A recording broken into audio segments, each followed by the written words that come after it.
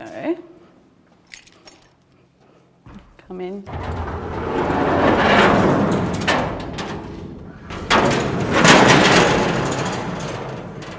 So this is my basement studio here at Gertrude in Preston in Melbourne, and I have a studio upstairs, and then I work up there but also down here in the basement.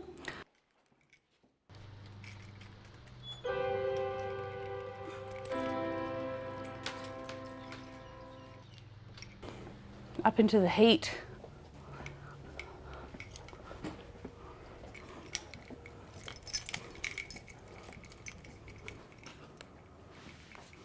I love sculpture, and I studied sculpture under amazing artists who made sculpture, and it wasn't like that they were like really egotistical about it, but I feel like really proud to make sculpture, because for me sculpture is about like the stuff of the world, and so can all art be.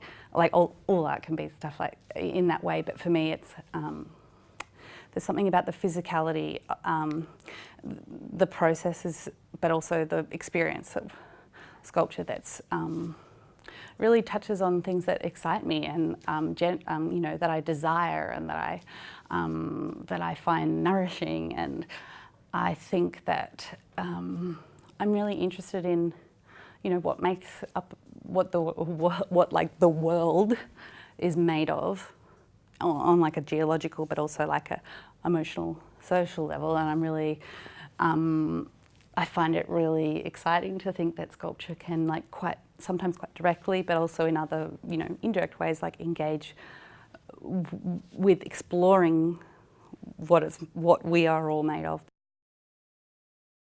Metabolic rift is a term lifted out of Marx that's talking about like the rift between the rift in society from when manufacturing and waste and food production were separated from their consumption, so that there's like a rift in that system.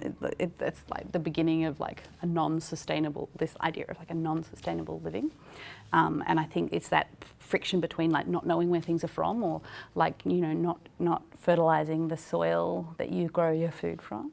And that I wanted to, like, that's the sort of title that I wanted to use to inform what were in some ways discrete works like from one another, but that they all kind of fed into this idea of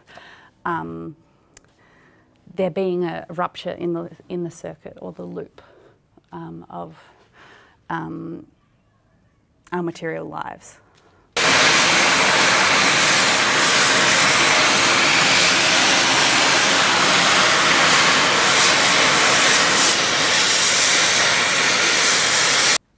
So this is at TCB, when, so for the show I like vitrified essentially all of this rock, but I did it in situ. It's not rock, it's crushed rock, so that I compacted it, but melting it, so with like acetylene gas and oxygen tank in situ. And that's me and my friends Grace and Alice taking the show down, which meant like it was compacted with a jackhammer. So it was like, we ended up having to use pickaxes to break the work apart because it was so solid and dusty. I probably have a very like,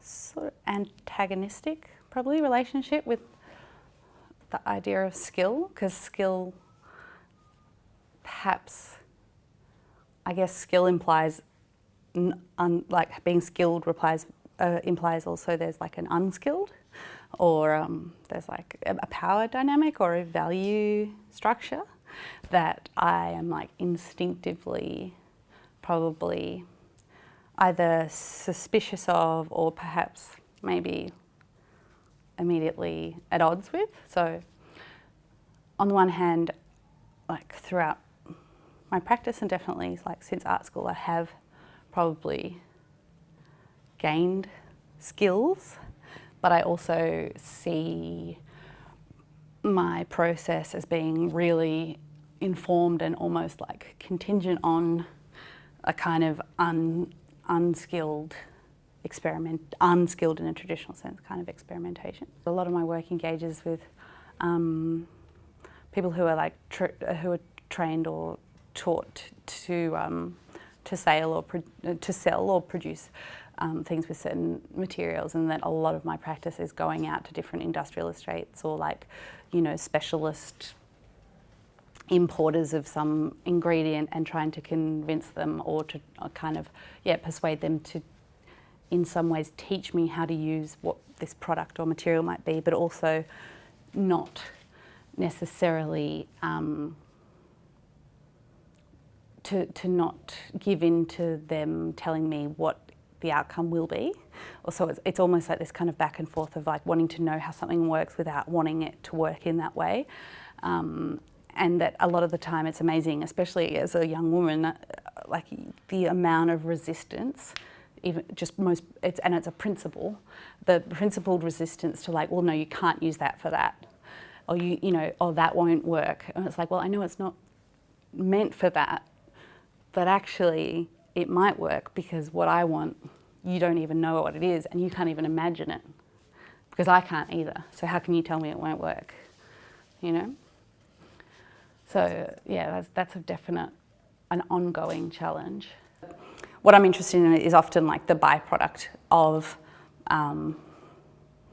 something, you know, a chemical reaction, or what would be often seen as like a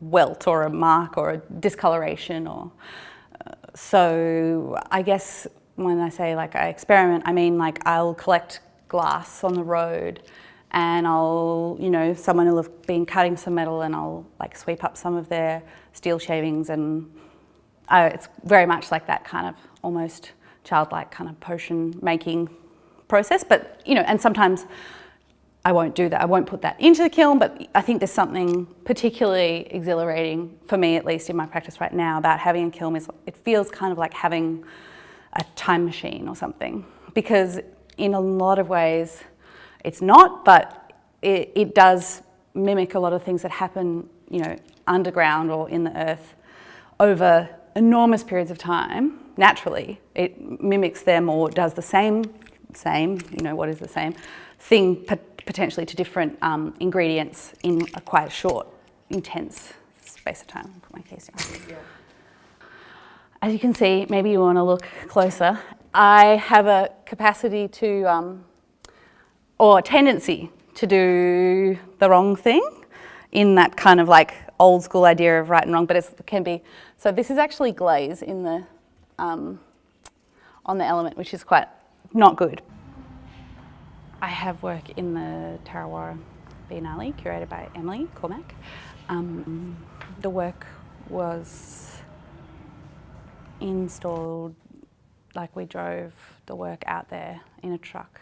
It was a very emotionally charged experience. The work is incredibly fragile. Parts of it are quite like almost paper thin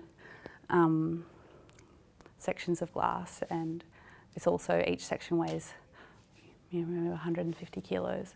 So, and it's quite sort of acute angles. So it required like a lot of nurturing and also kind of looking away equally. The experience of having a body, being attached to a body, is everything for me, in that the way that I experience the world is through not just a kind of intellectual or even emotional, but for me, I have to quite literally, you know, feel something out. And so, I mean, even, you know, in my practice, decisions aren't made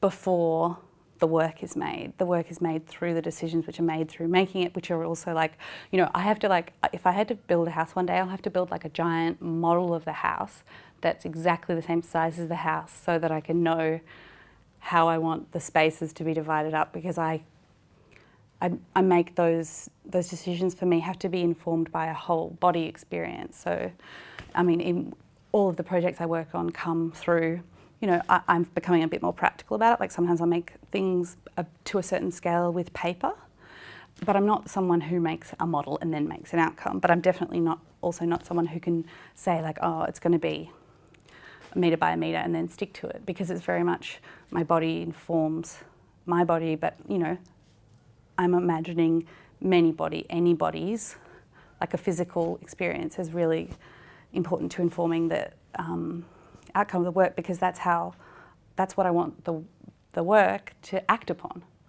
and to evoke is a whole-bodied experience.